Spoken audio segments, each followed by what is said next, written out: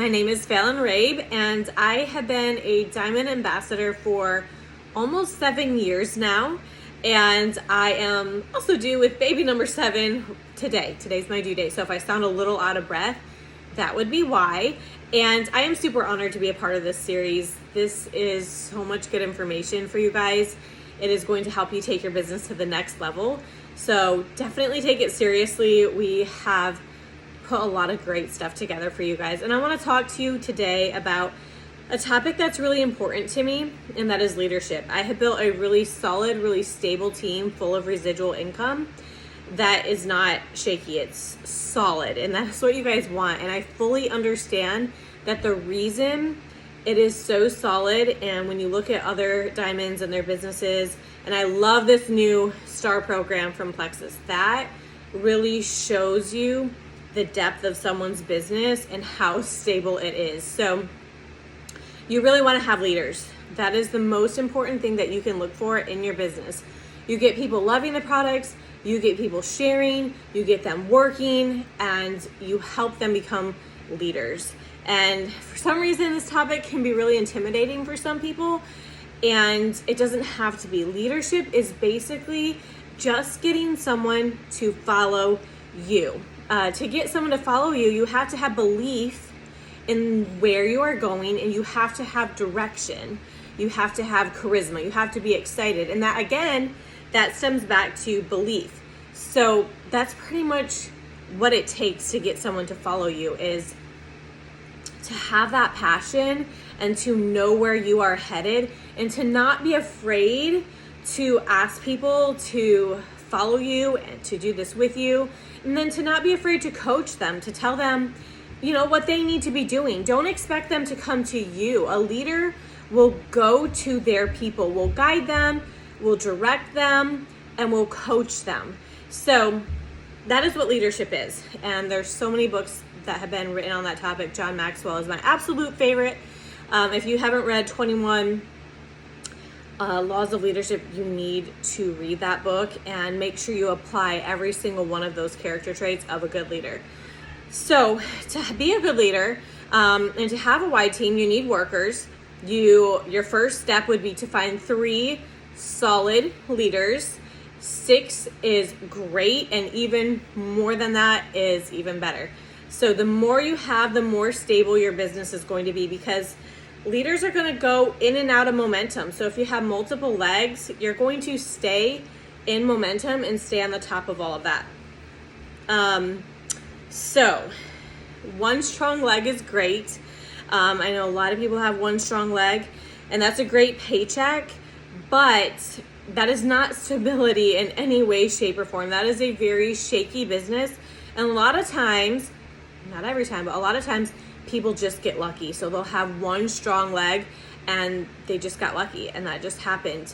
And that isn't a sign that you should get into management mode and help that team and manage them.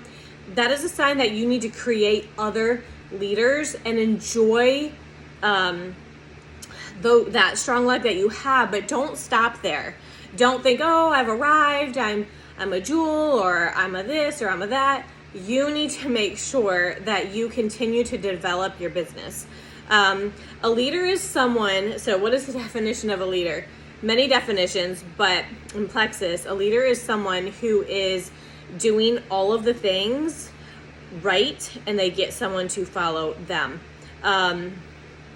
You don't get someone to follow you just by doing the things and then expecting them to follow. You get leaders on your team by asking them to follow, showing them what it is that you are doing, telling them, and being confident in that, not being afraid because of your age or your lack of success or whatever it is that we tell ourselves that hold us back from being that bold and confident leader that we need to be. So you probably heard the phrase, the speed of the leader is the speed of the pack.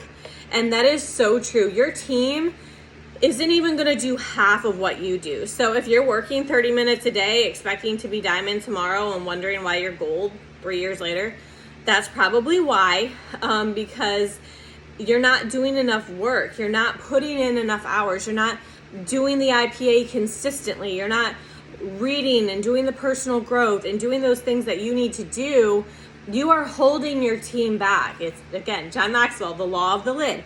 Your team is not going to grow more than you are growing, whether it's in your personal growth or your IPA, like I said. So making sure that you're actually doing enough work and then going above and beyond.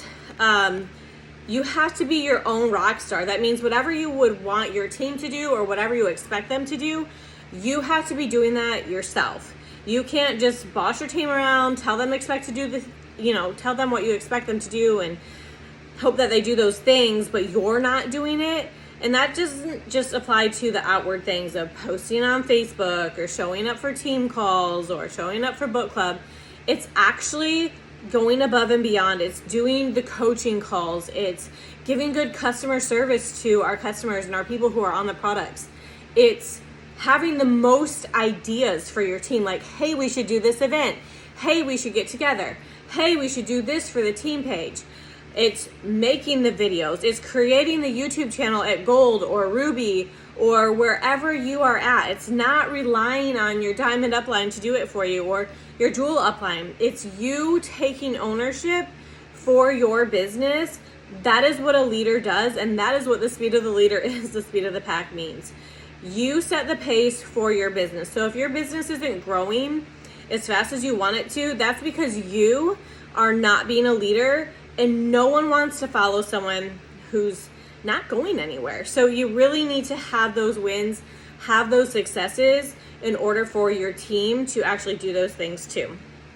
So another thing a leader isn't afraid to do is say the hard things to their team. So your job is not to be a cheerleader. Oh, yay, you got to join. Like, we're not sitting over here clapping. We are coaching. Okay, you got to join. Did you set them up in a 3-way chat? Did you get them on a 3-way call with me? Did you add them to the team page? Giving someone a checklist of things to do. And then if they're not doing one of those things that are important, finding out why. Okay, what's holding you back from setting up 3-way calls? Why are you not plugging them into IPA and all of these things?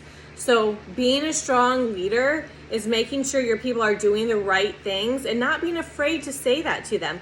You can say these things with wisdom and say these things with love, but you have to give your team direction. So coaching calls. That is a big thing that we do on my team. We get on the phone a lot and really help people dig deep into their problems. So instead of being like, okay, this person can't get people to silver, why?